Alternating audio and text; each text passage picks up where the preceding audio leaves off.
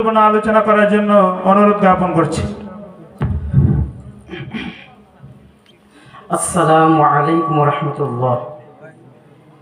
প্রিয় উপস্থিতি মুহতারাম হাজিরিন, আমি কোনো আলোচনা করব না, শুধু কিছু দুই একটি কথা শেয়ার করছি। আল্লাহ রাসূল সাল্লাল্লাহু আলাইহি ওয়াসাল্লাম ফরমান, মুসলিম শরীফ হাদিস, আবু হুরায়রা বর্ণনা, লা তাদখুলুল জান্নাত হাত্তা তুমিনু ওয়া লা তুমিনু হাত্তা তাহাব্বু আওয়ালা দুল্লুকুম আফসুস সালাম বাইনাকুম। এই হাদিস দ্বারা বোঝা যায় বেশি বেশি সালাম প্রচলন করতে হবে।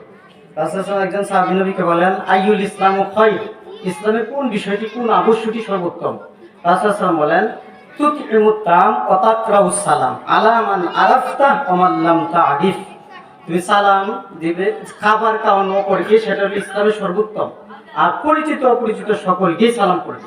প্রিয় উপস্থিতি, সালাম এক নবীর আদর্শ। ইমামুল আযম আবু হানিফা রাহমাতুল্লাহি আলাইহি সূরা নিসার এক জায়গায় 86 নং আয়াত দ্বারা প্রমাণ করেছেন সালামের উত্তর দেওয়াটা হলো ওয়াজিব। তাই সব লাভের আশায় আবারও সালাম দিচ্ছি। আসসালামু আলাইকুম ওয়া রাহমাতুল্লাহ।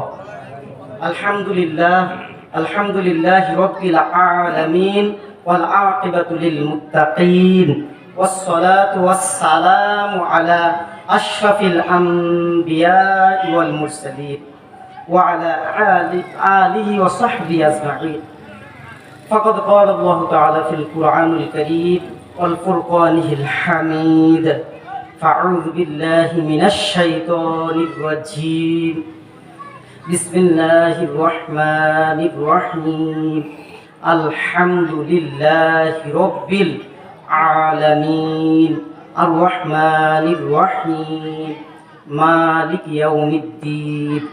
وقال النبي صلى الله عليه وسلم: قسمت الصلاة بيني وبين عبدي نصفين ولعبدي ما سأل. رواه مسلم. حدثنا أحمد بن أشقاب قال محمد بن فزيل عن أبي أمارة عن زرعة عن أبي هريرة رضي الله تعالى عنه أن النبي صلى الله عليه وسلم قال: كلمتان حبيبتان إلى الرحمن خفيفتان على اللسان ثقيلتان في الميزان سبحان الله وبحمده سبحان الله العظيم. মহান আল্লাহ তাআলা শুকর আদায় করছি, সকলে পড়ছি আলহামদুলিল্লাহ। প্রিয় উপস্থিতি, আমরা এখানে আসতে পেরেছি শুধু আল্লাহ আমাদেরকে এনেছেন, আল্লাহই তৌফিক দান করেছেন। সেজন্য আল্লাহকে খুশি করার জন্য সকলেই পড়ছি কাইমুর বাক্যে অন্তরে গভীর স্থল থেকে গুরুত্ব সহকারে সকলে পড়ি আলহামদুলিল্লাহ। মিশকাত শরীফের 38 নম্বর হাদিস, আবু মালিক আশআরী রাদিয়াল্লাহু তাআলা বলেন যে আলহামদুলিল্লাহ, যদি কোনো নবীর উম্মত আলহামদুলিল্লাহ উচ্চারণ করে, আল্লাহর প্রিয় বান্দা এই আলহামদুলিল্লাহ উচ্চারণ দ্বারা প্রশংসা, হামদুল প্রশংসা, লিল্লাহি আল্লাহর জন্য প্রশংসা, সেই বাক্যটা যখন উচ্চারণ করে নবী বলেন তামলাউল মিজান, মিজানের পাল্লাটা ভরপুর হয়ে যায়। সুবহানাল্লাহ, সুবহানাল্লাহি ওয়া আলহামদুলিল্লাহি তামলানে আও তামলা মা বাইনাস সামাওয়াতি ওয়াল আরদ। যদি কোনো বান্দা নবীর উম্মত সুবহানাল্লাহ ওয়া আলহামদুলিল্লাহ উচ্চারণ করে, এইগুলা পড়ার দ্বারাই আকাশ এবং জমিনের মধ্যবর্তী বিশাল পাকা জায়গাটুকু আল্লাহ তাআলা সব নেক দ্বারা ভরপুর করে দেন। সুবহানাল্লাহ। প্রিয় উপস্থিতি মুহতারাম হাজিরিন, আমি আপনাদের সামনে সূরাতুল ফাতিহা, কোরআন কারীমের এক শুরু লগ্নে সূরা, প্রথম সূরা 1 নম্বর সূরা যেটা, সেটা কয়েকটা 3টি আয়াত আপনাদের সামনে উপস্থাপন করেছি। প্রথম আয়াতের মধ্যে রয়েছে 17টি হরফ, দ্বিতীয় নম্বর আয়াতের মধ্যে রয়েছে 12টি হরফ, তৃতীয় নম্বর আয়াতের মধ্যে রয়েছে 11টি হরফ। এই মোট হলো 40টি হরফ। 40টি হরফ যে ব্যক্তি উচ্চারণ করবে, পড়বে, নবীর হাদিস অনুযায়ী, তিরমিজি শরীফের হাদিস 2910 নং হাদিস, মিশকাত শরীফে রয়েছে 186 নম্বর হাদিস, 2137 নং হাদিস, ইবনে মাসউদ রাদিয়াল্লাহু থেকে বর্ণিত। উনি বলেন, ক্বালেন নবী সাল্লাল্লাহু আলাইহি ওয়াসাল্লাম, রাসূল আকরাম সাল্লাল্লাহু আলাইহি ওয়াসাল্লাম ফরমান, মান কারা হারফান মিন কিতাবিল্লাহি তাআলা ওয়াল হাসানাতু বিল হাসানা বিআশরি আমসালিহা লা আকুলু ওয়ালাকিন আলিফু হারফুন ওয়া লামু হারফুন ওয়া মিমু হারফুন। মুসলিম শরীফের হাদিসে রয়েছে, আল্লাহ রাসূল বলেন, ইলা সাবআমিয়াতিন যিফ, প্রত্যেকটা নেক আমল 700 গুণ পর্যন্ত, 10 থেকে 700 গুণ পর্যন্ত বৃদ্ধি করা হয়। সুবহানাল্লাহ। প্রিয় উপস্থিতি, 40টি হরফ উচ্চারণ করলাম, যে শোনা এবং পড়ার দ্বারা আল্লাহ তাআলা সমপরিমাণ নেক দান করবেন। প্রিয় উপস্থিতি মুহতারাম হাজিরিন, তাই আজকে কোরআন তেলাওয়াত যারা পড়বে, হুজুররা যে আলোচনা করবে, মুহতারাম উস্তাদ সমতুল্য হুজুর আলিম উলামারা যে আলোচনা করবে, আমরা মনোযোগ সহকারে শুনবো। আর প্রিয় এলাকাবাসী, আপনারা যারা এখনো আসতেছেন না, এই মজলিস বরকতপূর্ণ মজলিসে এসে বরকত হাসিল করার জন্য এখনো আসুন, বসুন। আল্লাহ তাআলা আমাদের উপর খাস রহমত দান করবেন। প্রিয় উপস্থিতি মুহতারাম হাজিরিন, আমি আপনাদের সামনে সূরাতুল ফাতিহা উপস্থাপন করেছি। ফাতিহা সম্পর্কে আল্লাহ রাসূল সাল্লাল্লাহু আলাইহি ওয়াসাল্লাম দীর্ঘতম হাদিসে কুদসিতে আল্লাহ বক্তব্য দিয়েছেন।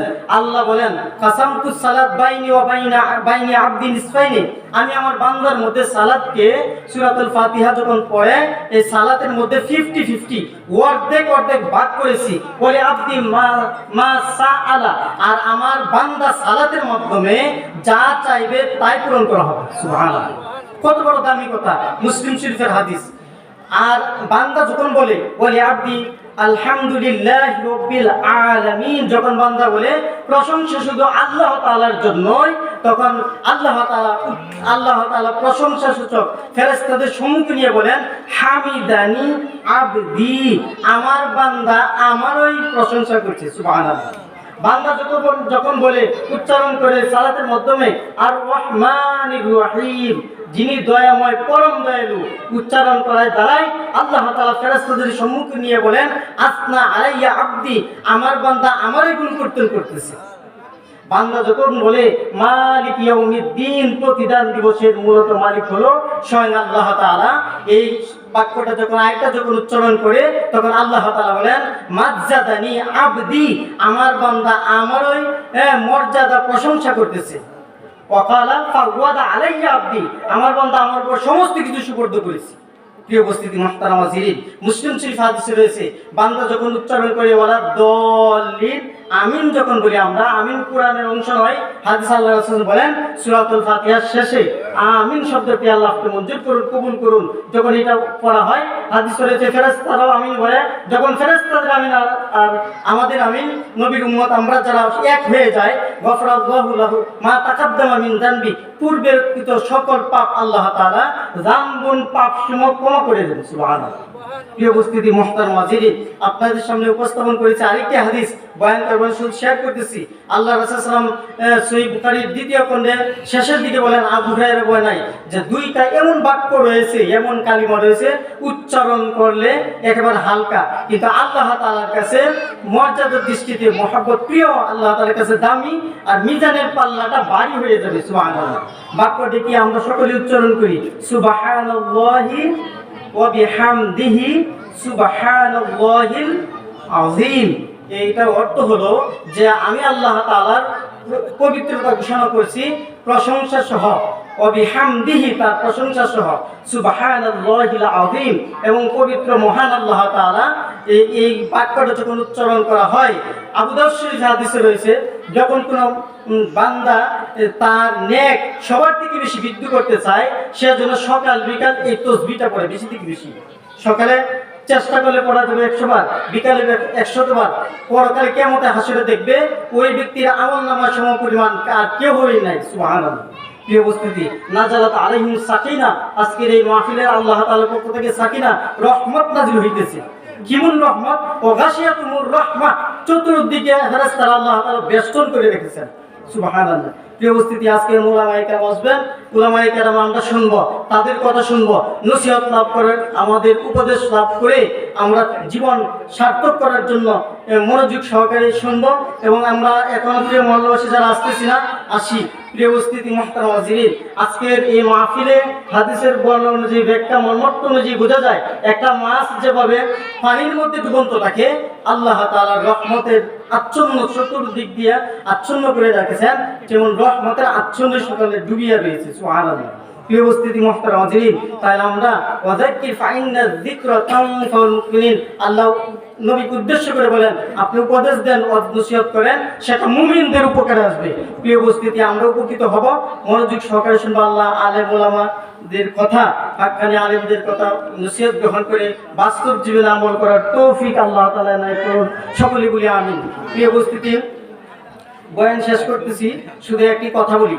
কথা হলো, আমার কথা না, নবী এক হাদিসে বলেন, সহিহ বুখারীর হাদিস, মা মিন মাউলুদ ইল্লা ইউলাদু আলাল ফিতরাহ فأبواه يحبدني أو ينفسني أو يحبدني أو ينفسني أو يمسرني كما تنتج البهيمة